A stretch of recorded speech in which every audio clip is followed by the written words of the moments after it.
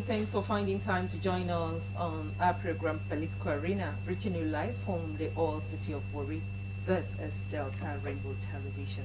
We're glad you could join us on the midweek edition of Political Arena. The program brings us up to speed with recent happenings within the polity in Nigeria. It runs twice a week, Mondays, Wednesdays, and Fridays. Christy Jafwayan Kritzmanim, very glad to be your guide on the program again today. Now, the race to the governorship election in our neighboring state, Edo, it's getting thicker by the day and it's getting hotter, as it were. Those who have said that looks like the state is ready for a clash of the titans, as it were. But then, as we see the primaries of the political parties contending, it's indeed confirming a lot of intrigues and dramas, as some political parties, as it stands, have two candidates, talking about the People's Democratic Party, the All Progressives Congress, and the Labour Party.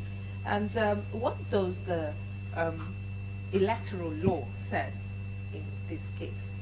As gradually we get closer to election day in September, what exactly can the permutation be towards arranging and getting it right where the issue of candidacy is concerned? You would agree with me that in the 2023 general election in Nigeria, the issue of quote-unquote pre-election matters, political party affairs were huge, and indeed it got the judiciary deciding leaders in most of the instances. As we look at a door up ahead, we have in the studio to help us make sense of this topic, Celestine Uka is a journalist and public affairs analyst. Many thanks for being here at this time. Thank you for having me. Good morning to all our viewers. Also joining him is Comrade James Ufuomanefe. Isiosio is a political commentator as well as a political affairs analyst. You're welcome, sir. Thanks for having me. Good morning, dear friends. All right, I'd like to kickstart the discuss with Comrade James Ufuomanefe Isiosio. Now, when we look at the primaries just took place in Edo State for the People's Democratic Party, the All Progressive Congress. We had shifts in dates. We had inconclusive declaration for some time and then continues again. What is your take on the quality of primaries that was just recently carried out in Edo State? In Edo State, we've been watching the drama as they are unfolding, and one thing that comes to mind is that as we begin to see what happened in the political space, we appear not to have actually developed politically as a nation. If after over 24 years of democracy, we still have all these pettiness, we still have this kind of drama taking place, even within a political party, I think I must say I am very disappointed. You see the primaries in Edo State. We have the APC, we have the PDP, the two major political parties having different primaries to produce their respective governorship candidates. We have PDP having dual primaries, the one in which the current deputy governor, Philip Shaibu, emerged from their parallel primaries, and the other one where Isiosio Ibodalo, who is touted to be the anointed candidate of the governor, emerging. I think as it is now, it is not clear yet what the position of the National Working Committee of the PDP is about the matter. Even with APC too, you have Monday Pebolo emerging after Ibodalo earlier emerged in a primary that was declared inconclusive. I think that was the primary being shared by the Imo State Governor, Uzodinma. Along the line, they said it was declared inconclusive, and they will now have to have a rerun, or should I say a rerun in the primaries, where another candidate emerged in a congress that was led by the Cross River State Governor Basiotu.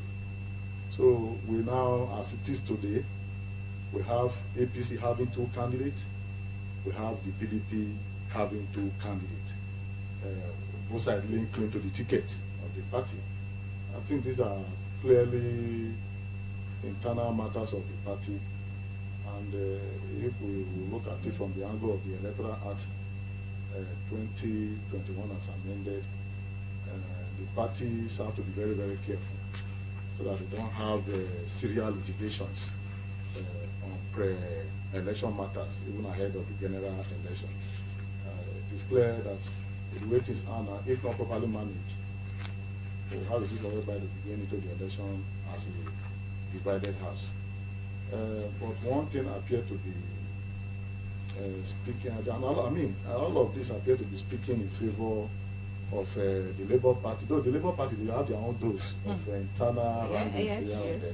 But so far so good. We have only been told their primary produce only one candidate, and that is the person of the immediate past president of Nigerian Bar Association. What was his name? Olumide Akpata. And Olumide Akpata. Nobody has come out to contend against him as maybe assuming it's also a candidate of the party, just as we are having the APC. Well, there are reports, comrade Isiosio, that it was a harvest of crisis in the Edo Labour Party chapter as 2 candidates emerged, the yes. party's governorship candidates Yes. for the September 21 elections. Yes. And of course, that development has brought to the number 3 candidates for the Labour Party, the Labour Party alone. We had Hilton Idahosa, United Kingdom-based legal practitioner, said to have emerged during a parallel primary of the Apapa-led faction held on Saturday, February 24. And then we also had Olumide Akpata, and then on Friday, February 23rd, the immediate past president of the NBA, Nigeria Bar Association, polling 460 votes, Professor Sonny Ramosela and Mr. Kenneth Maswego with one. He bids to clinch that victory. So as it stands, we even for the Labour Party alone, we have 3 candidates. You, comrade Isiosio, when we talk about zoning, issue of zoning, you know, Celestine just gave a permutation, which is his own opinion. My opinion, yes. The fact that, look, we should look at the issue of equity, as it were, with regards to zoning. And don't forget that this zoning formula, it's not on paper. It is not in the Constitution of the Federal Republic of Nigeria, but it is one gentleman agreement that has been working for some states and in some elections as well.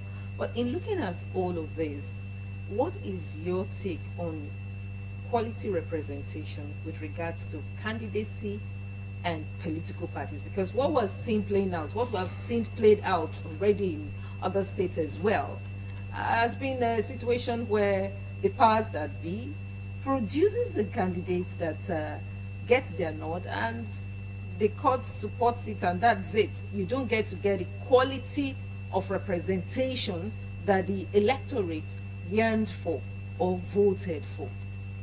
Okay, I think to me, the Nigerian political process is still a work in progress. Ordinarily, in other climes where democracy has striven for so long, the issue of zoning is not too primary or not too important in picking candidates by political parties. What really matters is the credibility, the competence, and the experience, as well as the capability of a particular person. That is the ability to deliver quality representation, quality governance to the people. But you know, here in Nigeria, we are still like at the teaching stage. where we try to play politics of inclusivity, where everybody has to be given that sense of belonging. Everybody has to be carried along. Like here in Delta State, it is becoming very practical that the zoning team is working from one zone in one dispensation to the other zone in another dispensation. I think here in Delta State it has gone around the full circle. Or the Iteru Central District, James Ibori, from Delta Central 1999 to 2007, Emmanuel Luguaga, Delta South from 2007 to 2015, Ifeanyi Okowa 2015 to 2023. Now we are going back To Central. to Central again with our governor Sheriff Uborewori in the saddle. I think that has given that atmosphere of one Delta. It has given that atmosphere of the state belongs to all of us. Nobody or no section of the state is just changed, or no section of the state is more important than the other. But going forward, I think looking at Edo now, because that is the focus for today's discussion, I have my worries. If we are sisters, Edo Delta, and we appear to be perfecting this arrangement where everybody now have this sense of belonging, that as a Delta man, as somebody from Urubu or from Delta Central, I know Sheriff is in the saddle now. I would rather support him. I would rather, make sure we do everything possible for him to have a successful tenure while waiting for him to go to Delta South after his dispensation. If we are all having this understanding, this atmosphere is already, hovering or radiating all around us. I think those states should even be doing better. We have, if you look at their political trajectory, 1999 we had Lucky Benedion, from the Edo South, Benin. We have this Sereme Sumbo, though his tenure was short-lived, from Delta Central. Edo Central. From Edo Central. Then, but litigations and all of that took him out, and Ufuomanefe came in from Delta North. Edo North. Ordinarily, if they were their brother's keeper, at the expiration of Edo North, it should be Edo Central. But they denied them, and they took it to Edo South again, which brought Obaseki in. Now, Obaseki tenure is gravitating towards an end, and you now have this. You have these barriers. You have this arsenal being laid out on the street, to cause all the confusion just because somebody must become the governor. It must be everybody. Now, to me, I have my problem with Shaibu, although without prejudice to his rights. As the present deputy governor, without prejudice to his rights as a person, as an indigenous of Edo State, who is eminently qualified to vie for any position. If he has, from where we are coming from, there are things we do to engender peace. There are things we do to engender inclusivity. Sometimes we have to deny ourselves to allow certain things to happen. If Ufuomanefe, just very recently, less than 8 years ago, left office as governor from Delta North, from Edo North, and Edo Central has been in the limbo. They have been on recess for a very long time. I think ordinarily he should have worked with his governor to produce a successor from Edo Central. There will always be other things. There will always be, the political space is so wide that Shaibu feel he can negotiate his way to have any other thing. Let's look at the issue of still internal democracy. It's a common adage that a house divided against itself cannot stand. And so we begin to see at the ab initio we had seen candidates. If we pick the All Progressive Congress, for instance, even the People's Democratic Party, complained of favoritism right from the central, from the NWC up onto the state, the power of incumbency. In looking at, because you both mentioned equity, need for equity and peace. Fairness. What do you think that the parties need to do, even though it's their internal democracy, it is their internal workings, it is their business, but at the end of the day, the result of this business is going to tell on the size, quality, and quantity of governance spread on the Edo people. Now, what do you think that as we look towards amendments, we're hoping that for this assembly and all that, we're going to see many amendments, including constitutional amendments, which process is already, ongoing. What's one area you think could be fine-tuned beyond? This is not really very new. 6-year tenure for governorship. We had it under, was it under Jonathan, yes. Yes, it was there. And then they didn't pursue, and it was not yet implemented or even signed into law.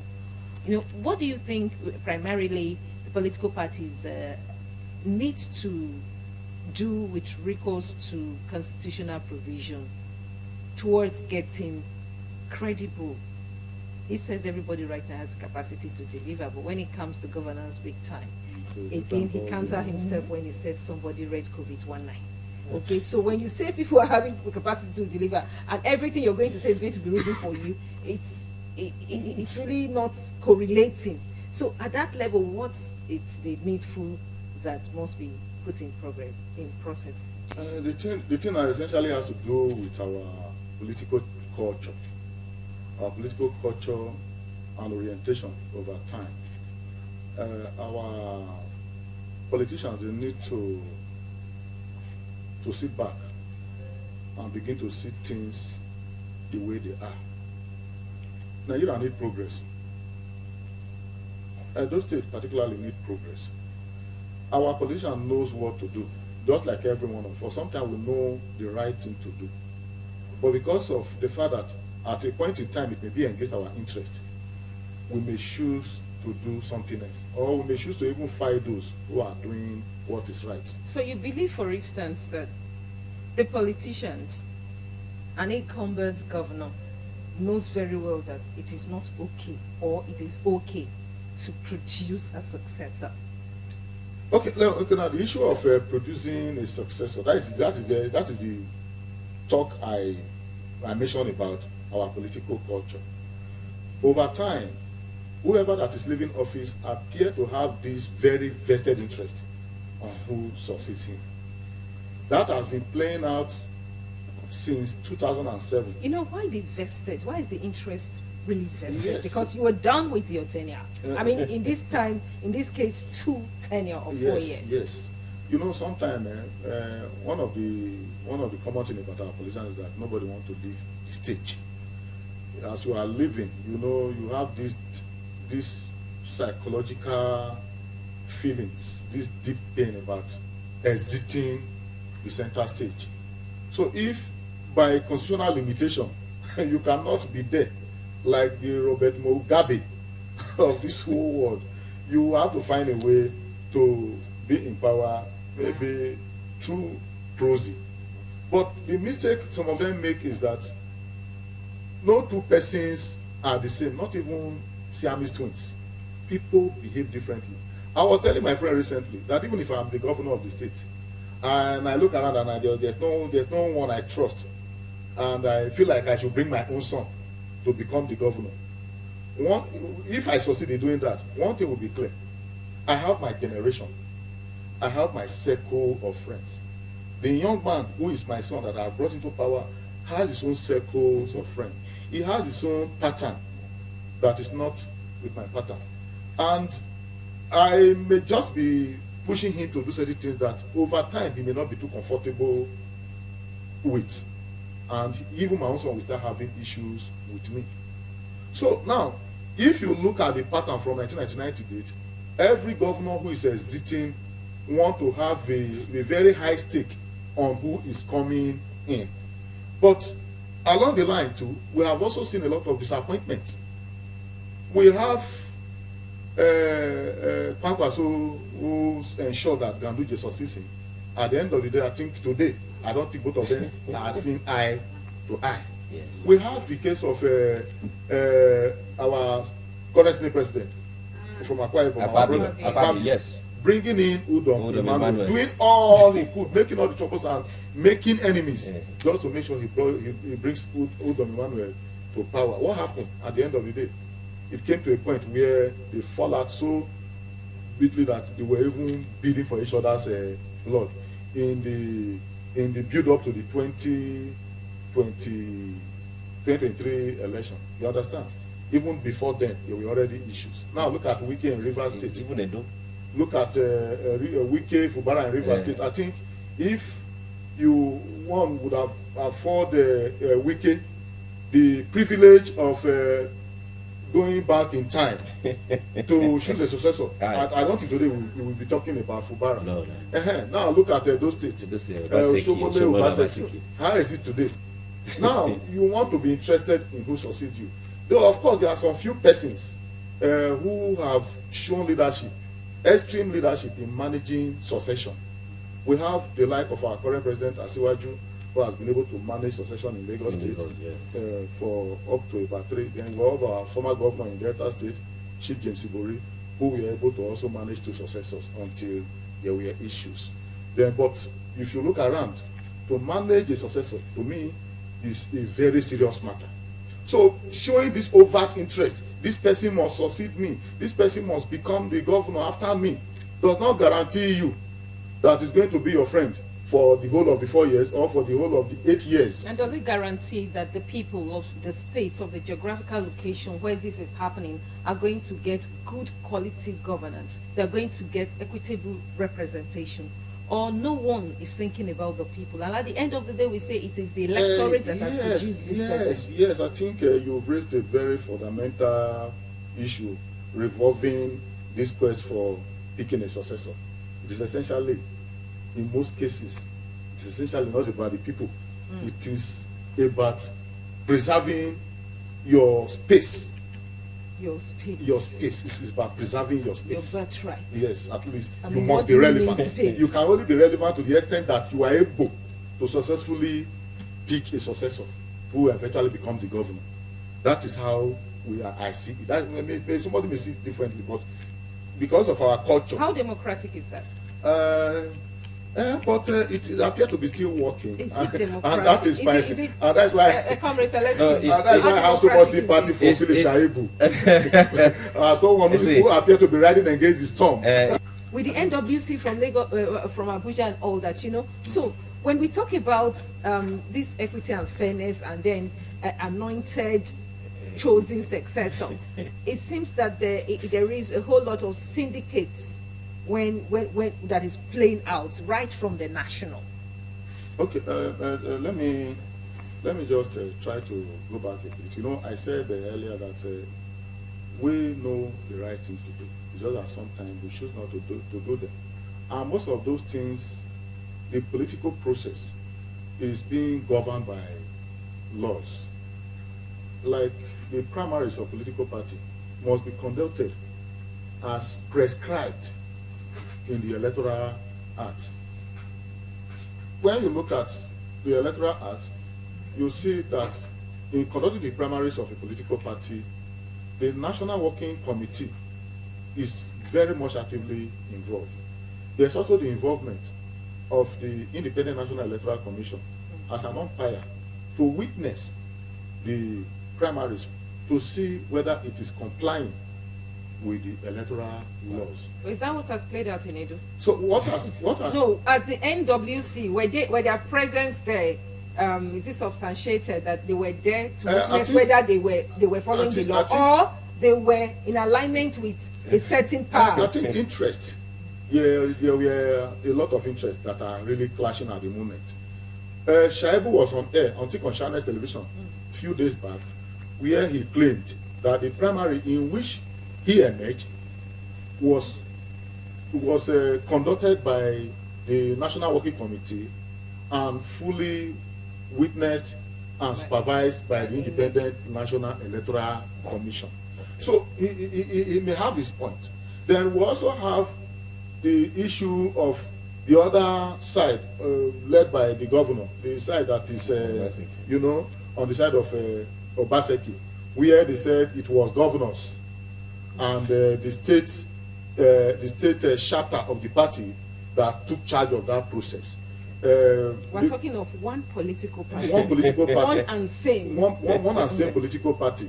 That there was no presence of the National Working Committee in that faction or that parallel primary that took place. That it is not the presence of governors that makes a candidate of a party, or nor is it the direct involvement of the state working committee of the party. That the electoral act is very, very clear. I've also taken time to go through the electoral act, and I begin to see some of those salient issues that are raised as being fully embedded in the electoral act. But it is not for me to say who is right. Two things will happen. It's either the party, the National Working Committee of the party, and the board of trustees of the party, and all the organs of the party, who knows that for you to go into an election, you must go with one house, you must go in unity, for them to come together to talk to whoever that is aggrieved, and rally support around who will eventually be accepted as the candidate of the party, for them to go into the election and be very, very sure of victory.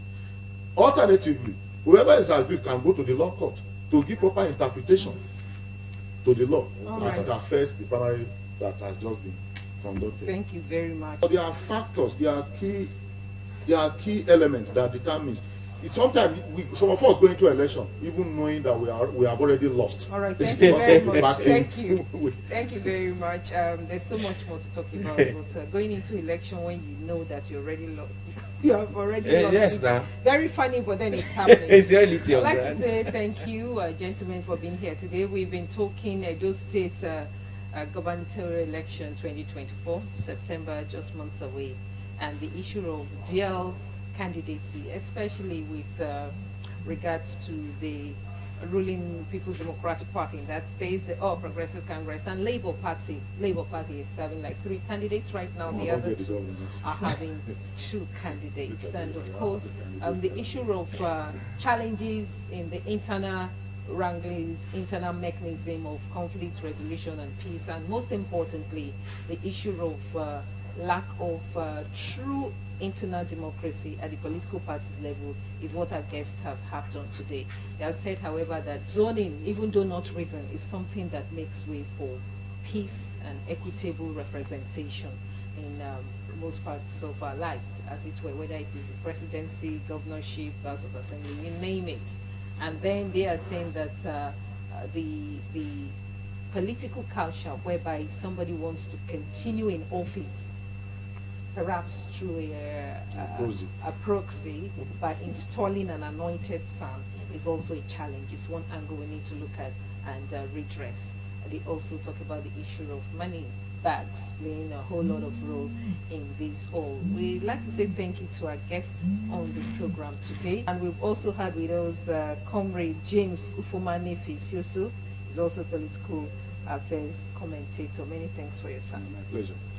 Yes, Delta State used to be together with Edo as Bende State. So we're wishing them a very peaceful election, and indeed may the best man for the job wins the race. As we look at Edo 2024 ahead, some months still ahead, we may take more topics on that on the program. That's our program, this midweek edition, this Wednesday from Warri Political Arena. I'd like to say thank you to the crew who had worked to ensure you received us loud and clear, and to our producer for today, Johnson Obaseje, Grace Matu, thanks for being there. Christy Javayan Kutzmanim on behalf of other members of the crew saying, Nigeria can still get better. You and I, it's got to do it right. Enjoy the rest of your time.